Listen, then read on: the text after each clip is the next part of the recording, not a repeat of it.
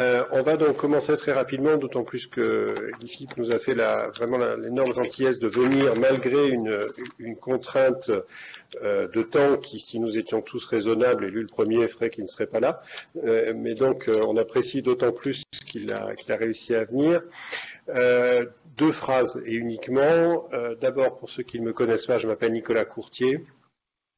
Je suis sur un hasard de circonstances heureux pour moi, j'espère aussi pour l'association devenue président l'année dernière de Cyberlex. Cyberlex est une très très belle association, maintenant assez ancienne, et je n'ai pas le temps de vous la présenter longuement, mais nous travaillons sur la confrontation entre le droit et les technologies, entre l'évolution des technologies et l'adaptation du droit, et la question éternellement renouvelée de savoir de laquelle de ces évolutions doit précéder l'autre et tout simplement qu'est-ce qui est possible. Voilà. Donc on voulait travailler cette année, on avait trouvé un sujet qui nous plaisait beaucoup qui était les technologies et le droit vont-elles sauver le monde, et puis sauver le monde quand on est en guerre c'est quelque chose qui a une signification qui est totalement différente et donc on a abandonné ce sujet pour le sujet qu'on a finalement choisi, plus modeste, les technologies et le droit face aux évolutions du monde. Par contre, là où on n'a pas été modeste, c'est avec les personnalités, j'ai voulu dire les deux en même temps, qui nous ont rejoints pour intervenir aujourd'hui. Et je pense qu'on a vraiment un panel extraordinaire d'opinions différentes et d'expériences mêlées. Je vais faire de mon mieux pour présenter chacun des intervenants et faire les césures. Et donc, j'ai le plaisir pour commencer, pour cette introduction, d'accueillir Guy-Philippe Goldstein, qui est professeur à l'école de guerre économique de Paris, qui travaille sur les sujets de la disruption de la transformation numérique et de la création de valeur. C'est un auteur aussi avec un ouvrage tel que Babel Minute Zéro, que je ne saurais trop vous conseiller de lire. C'est quelqu'un qui a été au départ formé à HEC, mais qui a eu toute une évolution. J'ai pas le temps de vous le présenter plus avant. Je suis surtout et avant tout aujourd'hui le gardien du temps et on a déjà 5 minutes de retard. Et donc, cher Guy Philippe, je vous passe la parole. Merci Nicolas, et merci pour l'invitation et ravi d'être là. Et Nicolas, comme vous le disiez, bon, j'ai un petit parcours, on va dire, analytique à l'école de guerre économique, chez PwC, où j'interviens sur ces questions de valorisation des problèmes cyber, de futur de la cybersécurité, etc. Mais je suis également auteur de fiction. Et alors, j'insiste un petit peu sur ce point-là parce qu'en fait, une bonne œuvre de fiction, de science-fiction en particulier, c'est précisément une œuvre qui est capable de réaliser la confrontation, vous avez évoqué, confrontation entre, la plupart du temps, une révolution technologique, et puis derrière ça, eh bien, une révolution humaine, une révolution géopolitique, une révolution culturelle, économique, sociétale, et évidemment derrière, puisque c'est ce qui nous intéresse aujourd'hui, une révolution du droit. Bon. Et il y a plein d'exemples à ça. J'en donnerai deux parce qu'ils sont amusants et intéressants. Et le dernier d'ailleurs doit parler directement à l'audience qui est ici. Si je prends l'exemple, par exemple, d'un concept extrêmement important dans les relations internationales aujourd'hui, qui est celui de la bombe atomique, le concept, le terme même de la bombe atomique, n'est pas un terme qui a été défini par des ingénieurs, des généraux, des politiques, mais par un auteur de fiction, alors pas l'un des moindres, puisqu'il s'agit de H.G. Wells, dans un bouquin de 1913 qui s'appelle The World Set Free. Ce qui est intéressant, pour rebondir toujours sur cette question, un petit problème de son, de la confrontation, c'est que H.G. Wells, lorsqu'il écrit son roman, qui est une anticipation géopolitique générale, il a en tête donc une arme qui est un peu particulière, puisque c'est une bombe atomique qui se jette depuis un petit biplan, et c'est une grenade, et qui après, quand elle explose, développe une très large colonne d'énergie qui ne s'arrête jamais. Bon, alors évidemment, c'est très différent de la réalité de ce qui s'est passé 30 ans plus tard et à Trinity et puis après à Hiroshima et Nagasaki, puisque là on a eu non pas une colonne mais un champignon très explosif, etc. Mais par contre là où ça a été très intéressant dans la manière dont ça a été exploré par H.G. Wells, c'est qu'il a bien compris que cette révolution technologique allait apporter une révolution dans les rapports entre les États. dans le livre, on sent bien que cette révolution d'une arme toute puissante force les États à repenser ce que nous on appellerait aujourd'hui les dissuasions, le rapport de force, et peut-être même un système d'équilibre de paix forcé par une révolution technologique. Et ça, on est vraiment au cœur de ce qui est donc une bonne œuvre de science-fiction, cette capacité à faire cette confrontation entre une révolution technologique donc, et notre monde des humains. Bon. Et un autre exemple de ça, pour montrer de façon un peu plus anecdotique l'importance de ces confrontations, de ces collisions, c'est que la raison pour laquelle votre organisation, Nicolas, s'appelle Cyberlex et donc possède le terme cyber dans le nom, c'est grâce à un juriste. Alors pas uniquement, parce que évidemment les questions de cybernétique, elles avaient déjà été réfléchies de sciences de la décision par Ampère, par Norbert Wiener au MIT à la fin des années 40, puis après repris par un auteur de fiction, William Gibson, dans Neuromancer. Et puis il y a une commission présidentielle à la suite des attentats de l'Oklahoma bombing, où on a, au milieu des années 90, où on a reparlé des questions en fait à la fois de protection des infrastructures critiques, et puis très rapidement, parce qu'on est dans le milieu des années 90, et bien on commence à parler de problèmes de protection des systèmes d'information, et il y a donc un juriste, ancien avocat, qui est dans cette commission, qui s'appelle Michael Vatis, et qui dit, ben oui, mais ce terme-là, on pourrait appeler le cyber. Parce qu'il avait lu William Gibson, il avait lu Neuromancer. Bon. Et donc ça, et d'ailleurs, c'est une des raisons pour lesquelles aujourd'hui, d'une façon un petit peu curieuse, si on est un peu, entre guillemets, précis dans un environnement qui est assez imprécis, mais lorsque l'on veut parler, en fait, de problèmes de sécurité autour de l'environnement numérique, on va souvent utiliser le terme cyber. Alors que lorsqu'on va parler d'aspects plus économiques ou sociétaux, on va utiliser numérique, digital, qu'on va faire anglo-saxon, etc. Voilà.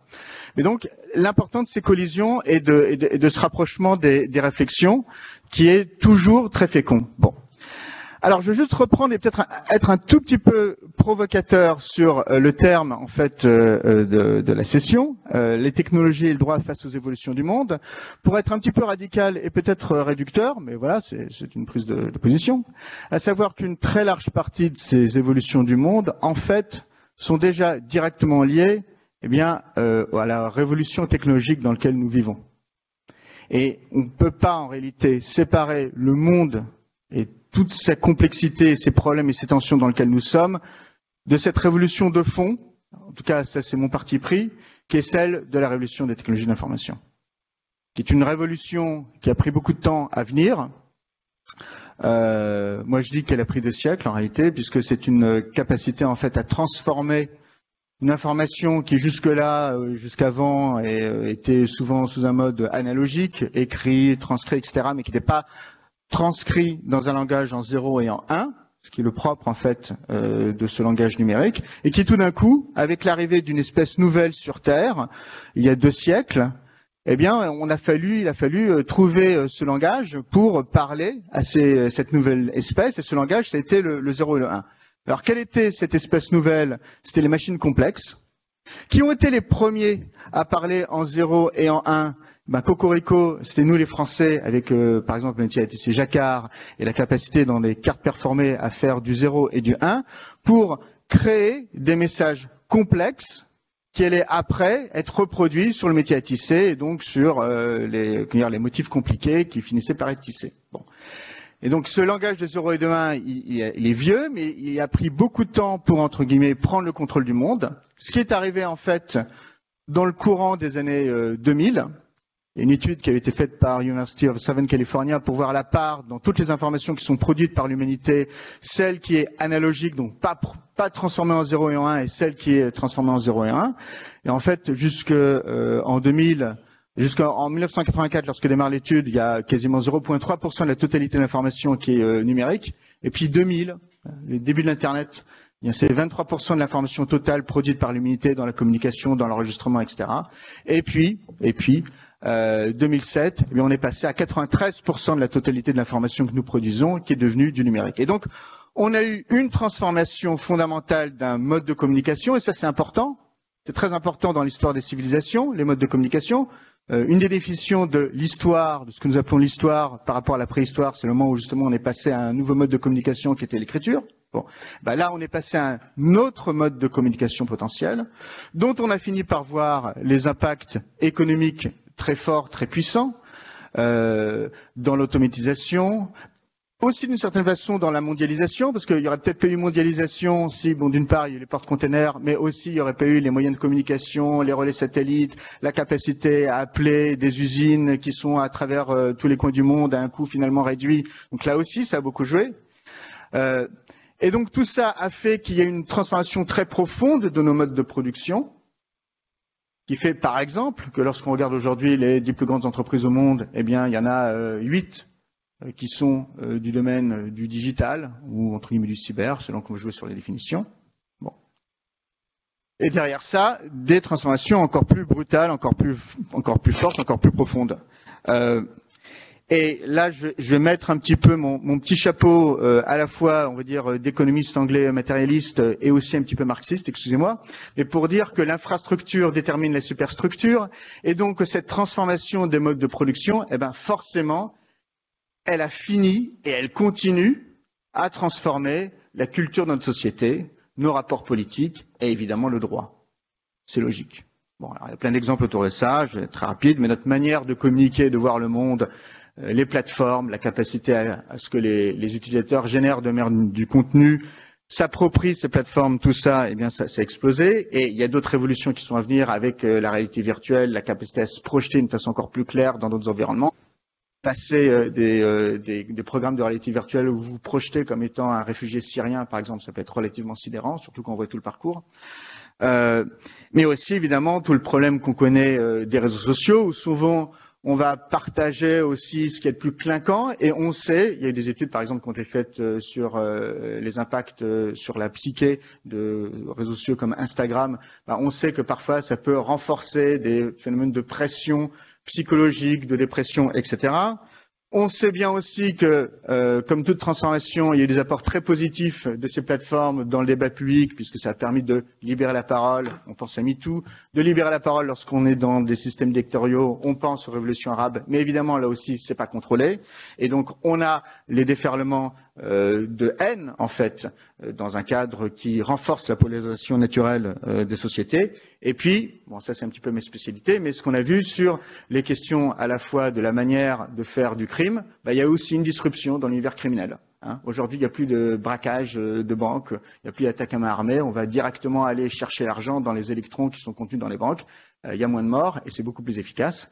Et puis, in fine, des choses qui étaient en filigrane, moi quand j'en parlais il y a encore 10-15 ans, c'était de la science-fiction et aujourd'hui ça ne l'est plus, l'usage militaire en fait de ces systèmes d'information. Bon, et donc voilà, évidemment, tout s'est transformé. Et là-dessus, eh bien il y a un problème avec le droit. On va cibler un petit peu sur les questions de droit, parce que c'est l'enjeu. À savoir qu'on a un environnement qui va très très vite, avec des transformations qui sont très très rapides, et que souvent, malheureusement, le droit a un petit peu de difficulté à suivre ces évolutions-là. C'est normal. Souvent, pour rendre la justice et pour essayer de bien établir les choses, et surtout après d'établir les jurisprudences qui vont rester, on va avoir un peu le temps de constater les choses, d'avoir, entre guillemets, beaucoup plus quelque part, de données pour être capable de s'assurer qu'on ne va pas faire de bêtises. Voilà, sauf que ça prend du temps, évidemment, et que le temps, parfois, les choses vont beaucoup plus vite, beaucoup plus rapidement, et ça, c'est un vrai problème. Et ce problème, souvent, et moi je le dis à la limite en tant que praticien de ces questions numériques et digitales, il peut s'exprimer sous deux mouvements. D'une part, justement, que le droit se trouve en retard par rapport à des ruptures technologiques, et d'autre part, je même dire parfois, qu'il y a des ruptures technologiques, on oublie même complètement qu'il y a quand même du droit derrière. Et ça, c'est une chose sidérante, et on le voit. Alors, le droit qui se trouve en retard face à des ruptures technologiques, c'est assez constant. Dans l'univers de la cybersécurité, qui est l'univers dans lequel, moi, à titre personnel, j'agis le plus, là, on a plein d'exemples. Un exemple fort, c'est ce qu'on a vu dans le problème des assurances cyber. Et en particulier dans le cadre des assurances cyber, où il y a un truc cyber qui vient d'un groupe criminel, mais en fait, on le sait, c'est pas vraiment un groupe criminel, c'est un État. Alors l'exemple, c'est NotPetya. La situation, c'est ce qui est arrivé à Mondelez, qui est une grosse boîte de fabrication de cookies et autres sucreries. qui a perdu beaucoup d'argent avec NotPetya en juin 2017, parce que les systèmes de production, tout ça a été arrêté. Et donc, qui a demandé, parce qu'ils avaient une police de cyberassurance, qui s'est retournée face à Zurich Assurance qui offrait la police, et Zurich Assurance dit, ben non, je vais pas payer, parce qu'en fait, c'est pas un groupe cybercriminel, c'est l'État russe qui est derrière, et c'est donc comme un acte de guerre. Et donc là, un débat juridique s'ouvre, mais parce qu'évidemment, c'est un peu la première fois, comme d'habitude. Le cas, il est toujours en train d'être considéré, sauf que, je le dis quand même, entre-temps, au début de cette année, il y a eu un cas un petit peu similaire avec Merck, qui a aussi été victime de NotPetya et donc d'une attaque du renseignement russe qui a voulu faire des choses un petit peu malveillantes et en Ukraine et puis au-delà, peut-être. Et donc Merck s'était retourné contre Ace American Insurance. Ace American Insurance, là aussi, comme Zurich avait dit, mais non, c'est acte de guerre. Et là, il y a eu un jugement dans un tribunal du New Jersey pour dire non, parce que la guerre, c'est quelque chose de particulier. Là, oui, ça vient d'un État, mais c'est pas dans le contexte d'une guerre, c'est pas acte de guerre. Donc voilà. Mais ça montre bien derrière une question de fond que moi, j'entends sur les questions de cyber, quand j'entends le mot cyberguerre, eh ben moi, à titre personnel, voilà, il y a un trouble. Il y a d'autres exemples. Moi, je le vois, par exemple, sur les questions, d'autres questions de cybersécurité, où une des grandes approches qui commence à être explorée, qui est encore un peu difficile à être explorée, mais qui pourrait être un vrai, entre guillemets, excuse-moi l'expression anglaise, mais game changer dans la cybersécurité, je le dis pour avoir échangé avec des gens de MITRE aux États-Unis, qui est une grande organisation qui s'occupe de ces questions-là, pour lesquelles on a eu des vues convergentes, le fait d'avoir des systèmes sophistiqués de tromperie, de leurre, dans les propres réseaux de l'entreprise, par exemple, qui peut être attaqué, ça, effectivement, c'est peut-être potentiellement une capacité à renverser ce qui est aujourd'hui la perception d'un avantage à l'assaillant. Si tout d'un coup vous mettez une défense par des leurres, Churchill disait parfois la vérité est tellement importante qu'elle doit être armée et accompagnée d'un garde-corps de mensonges. Et donc ça, on peut le faire potentiellement dans les entreprises. Et là encore, ça pourrait peut-être renverser, encore une fois, l'avantage qui est à date à l'assaillant. Peut-être que l'avantage pourrait revenir aux défenseurs pour plein de raisons, sauf que, et je le dis pour avoir discuté d'ailleurs avec des responsables de cybersécurité de grandes banques en Grande-Bretagne, il y a des questions que les juristes se posent. Est-ce qu'on a le droit de créer des mensonges à l'intérieur de notre organisation? Voilà. Bon. Donc, il y a plein d'éléments encore compliqués, mais la réalité, c'est que parce que le droit n'arrive pas à arriver rapidement à des réponses claires, eh ben, ça fait gagner les assaillants. Il faut être clair aussi là-dessus. Bon. Et là-dessus, il y a même des situations encore plus complexes, comme par exemple alors, toutes les questions autour des questions d'intelligence artificielle, de voitures autonomes, et des cas, et souvent c'est souvent les premiers cas, donc ce qui est arrivé à Madame Hélène Herzberg en 2018, qui est la première personne à s'être fait renverser par une voiture autonome, je crois que c'était Uber. Et là, à nouveau, il y a eu, et il continue à avoir, eh bien, forcément, plein de questions juridiques qui sont posées. Parce qu'en plus, il y avait une personne qui était dans la voiture Uber. Donc en plus, ça rajoute à la complexité. Alors, est-ce que c'est sa faute? Est-ce que c'est la faute de Uber? Est-ce que c'est la faute des systèmes qui ont été fournis à Uber pour créer la voiture autonome, hein, puisque Uber, c'est quand même en grande partie essentiellement une fourniture de service, et puis derrière, la voiture, c'est pas eux qui construisent la voiture, etc.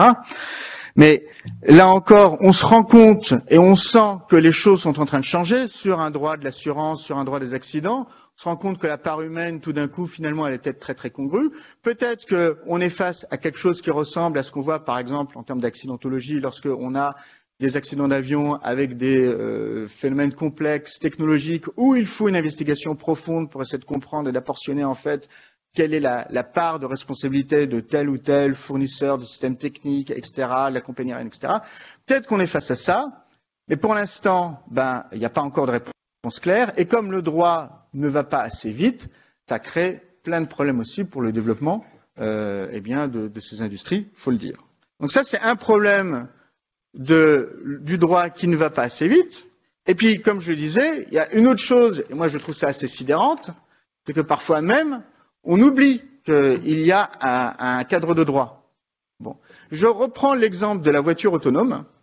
et donc des questions autour de l'IA qui se posent autour de la question autonome.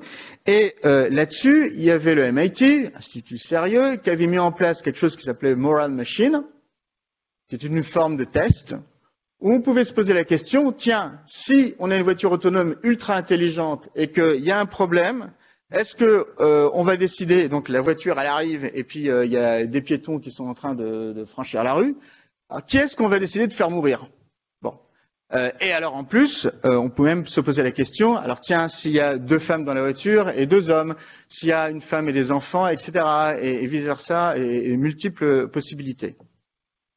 Et moi, à titre personnel, lorsque j'ai vu cet exemple-là, qui est une forme d'exploration, et il y a une part d'expérimentation dans tout ce qui est le développement de nos systèmes IT, mais je me suis dit, oui, mais ok, mais là, on oublie quand même certains principes de droit assez fondamentaux.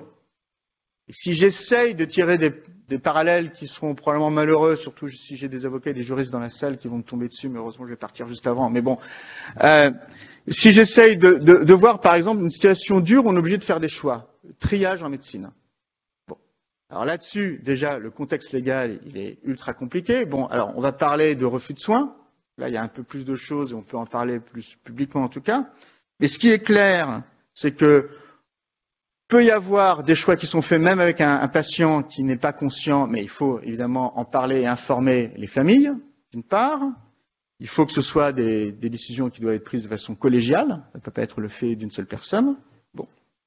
Il faut, oui, prendre en compte l'état de santé. Donc une personne très âgée, ça peut être un élément qui va faire qu'on va faire certains gestes ou pas. Mais en aucune façon, jamais, on va prendre en compte le niveau économique ou l'utilité sociale du patient. Jamais. C'est un principe de droit et d'égalité fondamentale. Et donc là, cette machine morale américaine, et je le dis avec des amis américains qui partagent très large part de notre même fond de valeurs, etc., je trouvais que cette machine morale était en fait, en tant que telle, immorale. Voilà, donc ça pose même des questions de philosophie éthique. Je prends un autre exemple, moi qui me frappe beaucoup. Les questions des informations. Bon. La capacité à ce que certaines plateformes soient capables de dire beaucoup de choses ou de laisser dire beaucoup de choses qui peuvent être fausses, qui peuvent inciter à la haine, etc., de façon plus ou moins claire. Bon.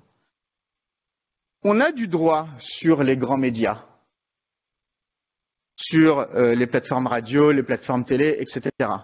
Il y a eu le CSA, puis Arcom, donc dans des objets technologiques qui sont définis, on le fait en France, on le fait en Grande-Bretagne, il y a Ofcom, il y a la section 5 du Broadcasting Code Ofcom, qui est l'équivalent de l'Arcom en Grande-Bretagne, qui l'a aussi, et dans les 2 cas, alors en plus le CSA a même mis des éléments depuis 2018 qui sont encore plus précis. D'une part, il y a la pluralité, donc dans les 2 cas, mais en plus, il faut, en Grande-Bretagne on parlait de pertinence de l'information, et aujourd'hui en France on va parler d'honnêteté de l'information. On dit même d'ailleurs qu'il n'y ait pas de confusion entre information et divertissement.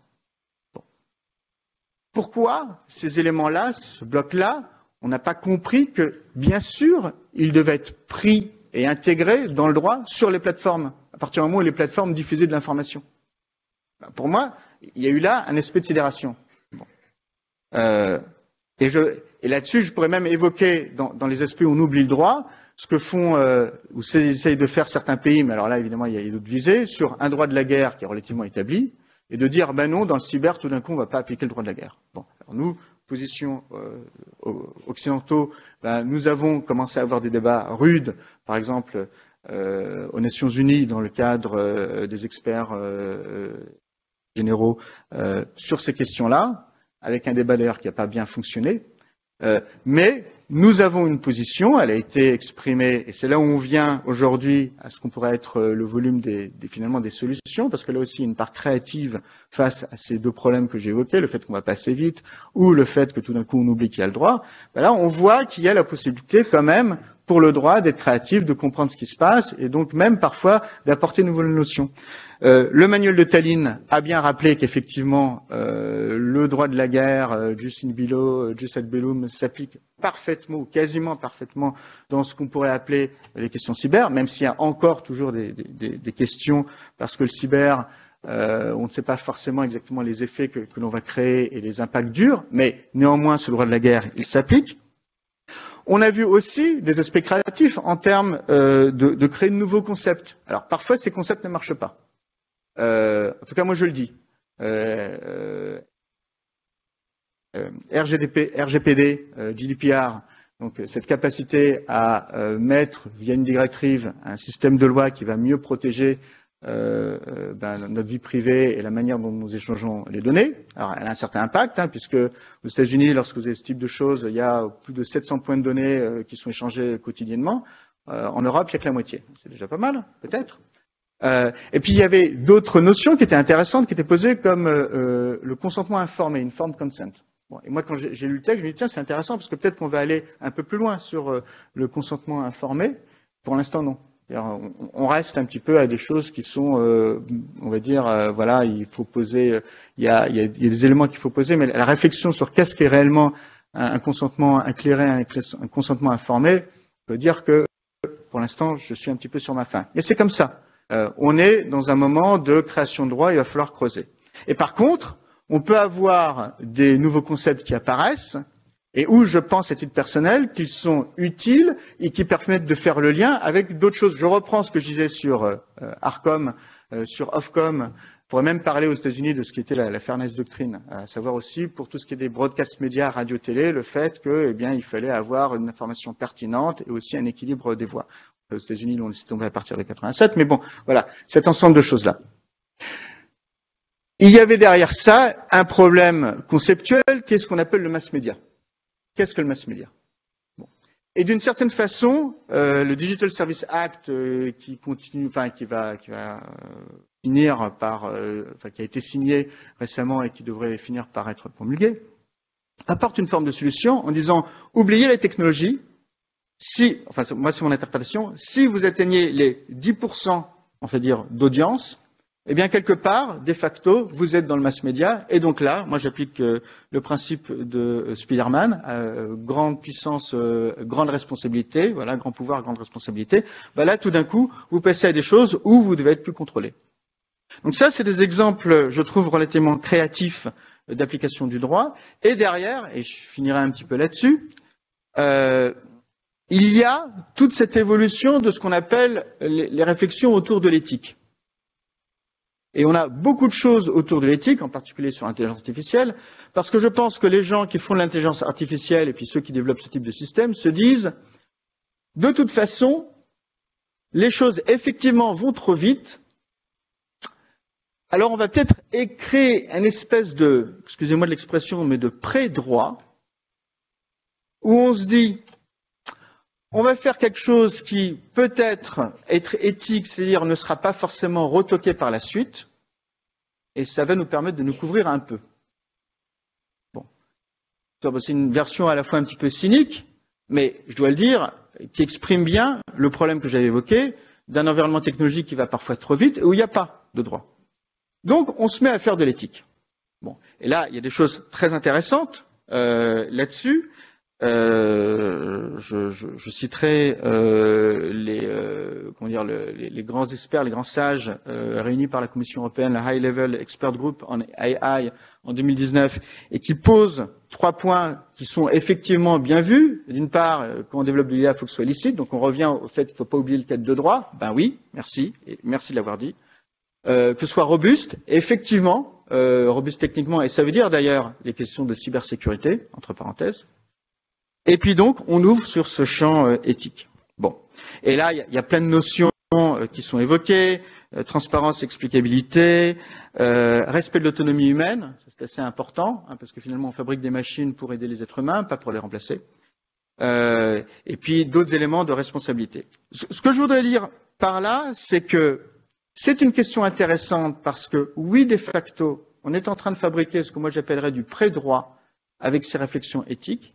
Et c'est d'autant plus intéressant que, de facto, ça va poser des hypothèses de droit et elles vont être après peut-être retoquées ou pas devant des tribunaux s'il y a des gens qui s'y opposent. Mais qu'il y a là quelque chose qu'il faut creuser. Et le dernier point là-dessus, c'est que si on ouvre la question d'éthique, il va falloir y réfléchir.